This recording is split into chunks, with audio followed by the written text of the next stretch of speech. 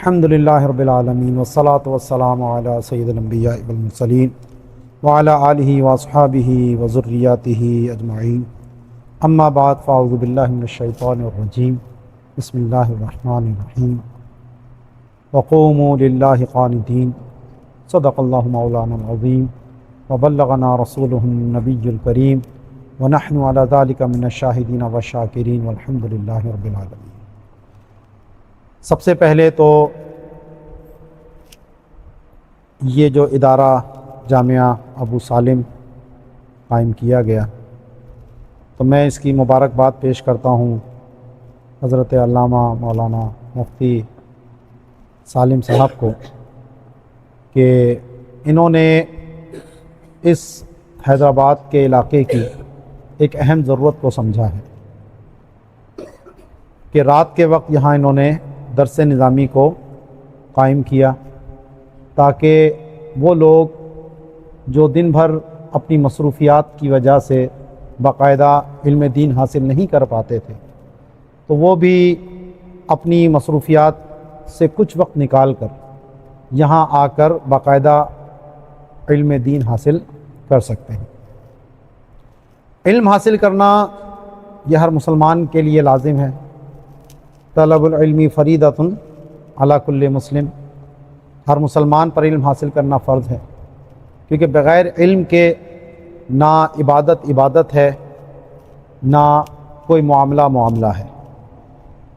اگر بغیر علم کے کوئی عبادت بھی کرتا ہے تو وہ اکثر اپنی جہالت کی وجہ سے اس عبادت میں بھی ایسی خرابیاں پیدا کر دیتا ہے جس سے اس کی عبادت اللہ کی بارگاہ میں پیش کرنے کے قابل نہیں ہوتی۔ میں نے جو آیت کریمہ آپ کے سامنے تلاوت کا شرف حاصل کیا اس کا ایک حصہ ہے یہ آیت نمبر 238 سورہ بقرہ، وقوموا للہ قانتین۔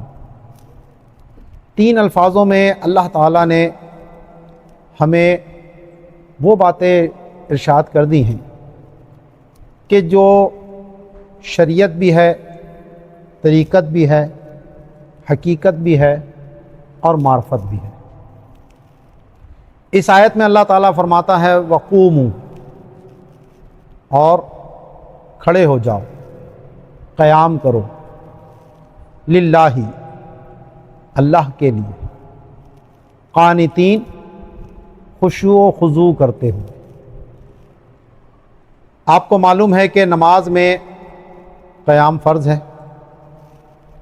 اور اللہ تبارک و تعالیٰ نے یہ جز کہہ کر کل مراد دیا ہے، یعنی قوموا کا مطلب یہ ہے کہ نماز پڑھو، اور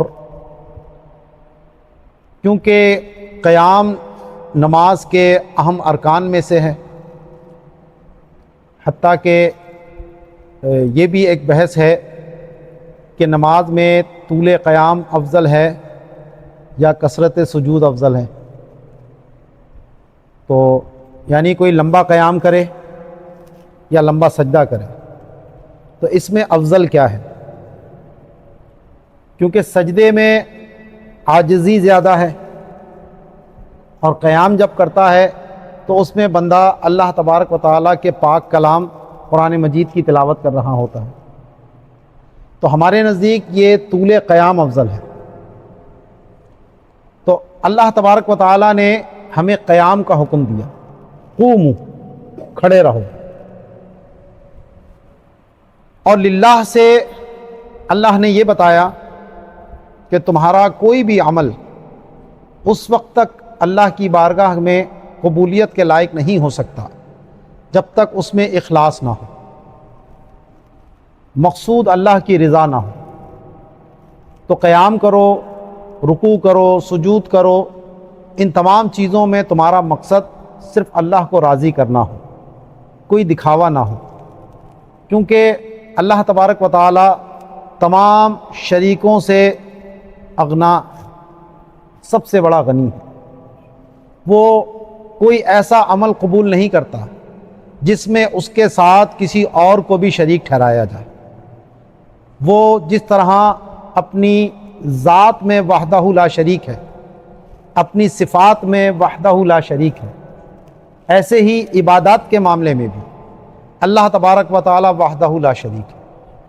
وہ کوئی ایسی عبادت قبول نہیں کرتا جس میں اللہ کے ساتھ کسی اور کو بھی راضی کرنے کی کوشش کی جائے۔ وہ عبادت انسان کے منہ پر لپیٹ کر مار دی جاتی ہے۔ اس لیے کوئی بھی عبادت ہے تو وہ رضا، اس کے لیے اخلاص ضروری ہے، اور نماز تو سب سے اہم عبادت ہے، تو اس کے لیے اخلاص تو اور زیادہ ضروری ہے۔ تو اس لیے فرمایا للہ، تمہارا یہ قیام اللہ کے لیے ہونا چاہیے۔ اور آگے جو بات ارشاد فرمائی، قانتین، قناتا سے نکلا ہے یہ لفظ، اس کے بہت سارے معنی آتے ہیں۔ یہاں پر اس کا معنی ہے کہ خشوع اور خضوع کرتے ہوئے اللہ کے لیے قیام کرو۔ ابتدا میں نماز میں بات چیت کرنا جائز تھا، لیکن بعد میں نماز میں ہر قسم کا سلام و کلام منع کر دیا گیا، وہ سب عمل منسوخ ہو گیا، اور اس کے منسوخ ہونے کی دلیل بھی آیت کریمہ کا یہی حصہ ہے، قانتین، کہ خشوع و خضوع کی حالت میں تمہاری نماز ہونی چاہیے، تمہارا قیام اللہ کی رضا کے لیے ہو، اور تمہاری حالت وہ ہو جو تمہارے دل کے خشوع و خضوع کو ظاہر کر رہی ہے۔ اسی لیے نماز میں ادھر ادھر دیکھنا، بے التفاتی کرنا، کھانا پینا، بات چیت کرنا، یہ ساری چیزیں اس میں منع ہیں۔ اور اسی طرح یہ جو رفع الیدین کا معاملہ بھی ہے، ابتدائی اسلام میں رفع الیدین کیا جاتا تھا، لیکن پھر جب نبی کریم علیہ الصلوۃ والسلام نے فرمایا اسکنوا فی الصلاۃ، نماز میں سکون سے رہو، بار بار ہاتھ مت ہلاؤ، تو اسی لیے صرف ابتدائے تکبیر تحریمہ میں رفع الیدین کیا جاتا ہے، اور باقی بعد میں ہمارے نزدیک رفع الیدین کرنا منسوخ ہو چکا ہے۔ اب بعض لوگ کہتے ہیں کہ جی بخاری شریف کے اندر روایتیں موجود ہیں، نبی کریم علیہ الصلوۃ والسلام نے رفع الیدین فرمایا، تو بے شک فرمایا، تو بخاری میں تو وہ روایتیں بھی ہیں جس میں صحابہ نے پہلے کلام بھی فرمایا، رفع الیدین ہی کی روایتیں تھوڑی ہیں، تو یہ بھی ہیں۔ تو پھر آج نماز میں تم کھڑے ہو کر باتیں کیوں نہیں کرتے؟ ایک دوسرے کو ہاتھ کیوں نہیں ہلا کے سلام کرتے؟ جی منسوخ ہو چکا ہے۔ تو معلوم ہوا کہ کچھ چیزیں پہلے تھیں، بعد میں منسوخ ہو گئی، بات ہی ختم ہو گئی۔ تو اب بخاری میں 100 روایتیں ہوں یا 1000 روایتیں ہوں، ایک ناسخ بھی آ گیا تو وہ ان تمام کے لیے کافی ہے۔ تو ہم ان روایتوں کا انکار نہیں کرتے، ہمارے پاس وہ یہ آیت کریمہ بھی موجود ہے، احادیث مبارکہ بھی موجود ہے، تو الحمدللہ ہم احناف کا مذہب قرآن کے دلائل سے بھی مزین ہے۔ اب بتاؤ بخاری شریف مقدم ہے یا آیت کریمہ مقدم ہے؟ یہ بخاری کرتے ہیں تو آیت کیا کہہ رہی ہے؟ قوموا للہ قانتین، خشوع و خضوع کرتے ہوئے کھڑے ہو۔ وہ کہیں جی پہلے کیا خشوع و خضوع نہیں ہوتا تھا؟ تو آپ بتائیے جب وہ بات چیت کرتے تھے تو کیا خشوع و خضوع نہیں ہوتا تھا؟ وہ اس وقت کا حکم یہی تھا، لیکن اب اگر کوئی نماز میں بات چیت کرے تو یہ قانتین کے مخالفت ہے۔ تو اسی طریقے سے آج رفع الیدین کرنا بھی، بار بار رکوع میں جاتے ہوئے، رکوع سے اٹھتے ہوئے، جب یہ منسوخ ہو چکا ہے تو اب یہ قانتین کی مخالفت قرار پائے گا۔ اس لیے ہمارے نزدیک نماز میں ایسی حالت ہونی چاہیے جو انسان کی عاجزی پر دلالت کر رہی ہو۔ اب بعض لوگ کیا ہے، وہ ٹانگیں یوں چوڑی کر کے کھڑے ہوتے ہیں جیسے کوئی پہلوان کھڑا ہوا ہے۔ یہ کھڑا ہونے کا کون سا انداز ہے اللہ کی بارگاہ میں؟ ہے اب ایک حنفی آدمی کھڑے ہو کر نماز پڑھتا ہے، پاؤں کے درمیان 4 انگل کا فاصلہ ہوگا، بہت ہوگا تو 1 بالش کا، عاجزی سے ناف کے نیچے ہاتھ باندھ کر کے کھڑا ہوا ہے، اس کی حیت ہی بتا رہی ہے۔ اب بتاؤ قوموا للہ قانتین کا مصداق آپ کو کون نظر آتا ہے؟ ایک وہ جو یوں کر کے کھڑا ہوا ہے، یا ایک جو یوں کر کے کھڑا ہوا ہے؟ کون نظر آتا ہے؟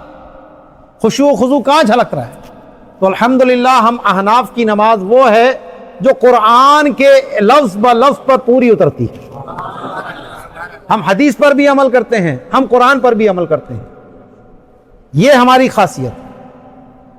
اب اس آیت میں یہ جو 3 لفظ ہیں، قومو، نماز کا حکم ہے، گویا کہ نماز کے فرائض کیا ہیں، نماز کی شرائط کیا ہیں، نماز کے احکام کیا ہیں، ان تمام کی رعایت کرتے ہوئے جب قیام کیا جائے گا تو اصل قیام وہ مانا جائے گا۔ اور اس کے لیے آپ کو یہ علم کہاں سے ملے گا؟ یہ شریعت کا علم ہے، یہ علماء سکھائیں گے۔ اس کے لیے آپ کو علماء کے در پہ آنا پڑے گا، ان کے پاس بیٹھ کر علم سیکھنا پڑے گا۔ اس کے بغیر آپ قوموں پر عمل نہیں کر سکتے۔ ایک آدمی کو پتہ ہی نہیں ہے نماز کی شرائط کیا ہیں، اس کو پتہ ہی نہیں وضو ہوتا کیسے ہے، اسے پتہ ہی نہیں کہ کن چیزوں سے نماز فاسد ہو جاتی ہے، تو پھر وہ اپنی دانش میں تو نماز پڑھ رہا ہوگا۔ اگر کوئی بے وضو کھڑا ہو کر نماز پڑھ رہے تو کیا اس کی نماز اللہ کی بارگاہ میں قبول ہوگی؟ تو بعض لوگ کیا کہتے ہیں، او جی اللہ قبول کرنے والا ہے۔ تو بے شک اللہ قبول کرنے والا ہے، لیکن اسی اللہ ہی نے تو یہ حکم بیان کیے ہیں۔ تو اللہ قبول کرے گا اس طریقے سے جس طریقے سے اللہ نے بیان کیا، اس کے مطابق عمل کرو گے۔ اگر اس سے ہٹ کر عمل کرو گے اور پھر یہ کہو کہ اللہ قبول کرنے والا ہے، تو اللہ رد فرمانے والا بھی تو ہے، اللہ معاف کرنے والا ہے تو اللہ پکڑ کرنے والا بھی تو ہے، اللہ جنت دینے والا ہے تو اللہ جہنم میں ڈالنے والا بھی تو ہے۔ صرف ایک طرف تو نہیں ہے نا معاملہ۔ تو اس لیے ہمیں حکم دیا گیا کہ شریعت سیکھنے کے لیے علماء کے پاس آؤ۔ اور یہ علماء کہاں ملتے ہیں؟ علماء آپ کو یہ دارالعلوم میں ملتے ہیں، یہ جامعات میں ملتے ہیں، یہ مدارس اسلامیہ میں ملتے ہیں۔ یہ اسلام کے وہ قلعے ہیں کہ جہاں پر انسان آتا ہے، جاہل ہوتا ہے، لیکن جب عالم کی صحبت میں بیٹھتا ہے، استاد کے سامنے زانو تلمس طے کرتا ہے، تو پھر چند سالوں کے بعد وہ اس کے سر پہ بھی دستار اور اس کے سر پہ بھی جو ہے وہ فضیلت کی دستار سجا دی جاتی ہے۔ اب وہ بھی عالم بن جاتا ہے۔ ایک بچہ جو 10 سال 12 سال 14 سال 20 سال کی عمر میں آیا تھا، چند سال پڑھتا ہے، استاد کی خدمت میں رہتا ہے، اور چند سالوں کے بعد وہ لوگوں کے درمیان خود عالم بن کر جو ہے وہ ان کی دین کی خدمت کر رہا ہوتا ہے۔ تو یہ قوموں پر عمل کرنا ہے تو مدارس میں آنا ہوگا، علماء کے پاس آنا ہوگا، ان کی صحبت میں بیٹھنا ہوگا، ان سے علم سیکھنا ہوگا۔ اور دوسری چیز للہ، اللہ کے لیے۔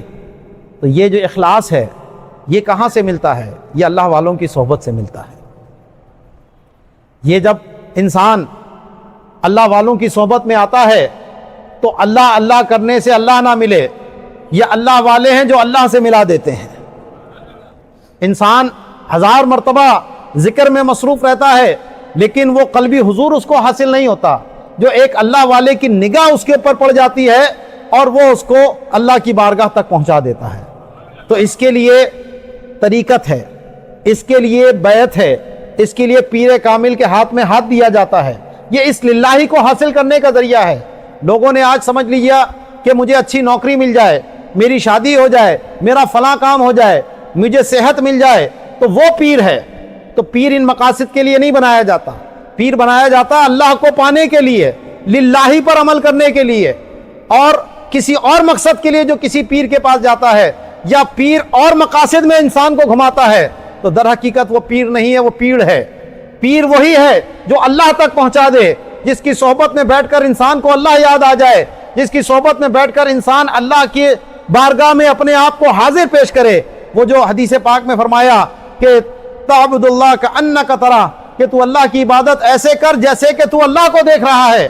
فإن لم تکن تراہ فإنہ یراک، اور اگر تو اس کو نہیں دیکھتا تو وہ تجھے دیکھتا ہے۔ تو یہ جو مقام ہے یہ آپ کو کہاں ملتا ہے؟ یہ اللہ والوں کی صحبت میں ملتا ہے۔ اس کے لیے پیر پکڑا جاتا ہے۔ تو اگر ایسا پیر مل جائے تو وہ اللہ کی بہت بڑی نعمت ہوتا ہے۔ اس کے قدموں سے لپٹ جاؤ۔